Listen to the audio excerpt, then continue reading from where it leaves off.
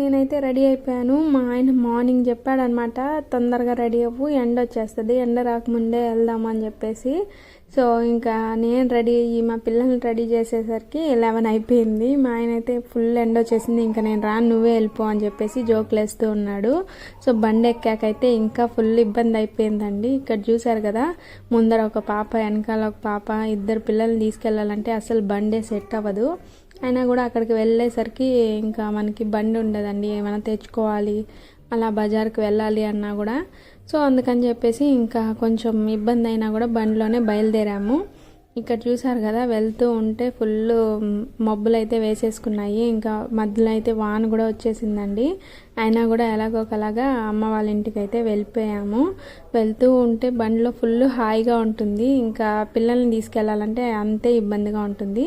అమ్మ వాళ్ళ ఇంటికి వచ్చి ఇంకా మా పిన్ని వాళ్ళని, వాళ్ళ పిల్లల్ని అందరినీ పలకరించేసరికి ఒక 1 అవర్ అట్లా అయిపోయిందనమాట. మేము వచ్చామని చెప్పి మా అమ్మ స్పెషల్గా బిర్యానీ చేసింది. ఒకటే ఉంటే అస్సలు చేసుకోదండి ఇలాంటి ఫుడ్. క్లైమేట్ అయితే ఫుల్ కూల్గా ఉందండి. ఇంకా వేడిగా బిర్యానీ చేసింది మా అమ్మ. నాకైతే మార్నింగ్ నుంచి ఫుల్ ఆకలి అనమాట. అమ్మ వాళ్ళ ఇంటికి వచ్చే దాంట్లో పడిపోయి అస్సలు తినలేదు నేను. ఆ సంతోషం ఉంటుంది కదండి, భలే ఉంటుంది కదా. వచ్చే వరకు ఎగ్జైట్మెంట్ అయితే బాగుంటుంది. ఎప్పుడెప్పుడు వెళ్ళిపోదామా, మన వాళ్ళందరినీ చూద్దామా, అక్కడికి వెళ్ళి ఇంకా అందరినీ పలకరిద్దామా. అక్కడికి వెళ్తే మనకి ఏం పని ఉండదు, అమ్మ వాళ్ళ ఇంటికి వచ్చేసామంటే. ఇంకా అదే ఆలోచించుకుంటూ నైట్ అంతా నిద్ర అయితే ఫుల్ పట్టలేదు.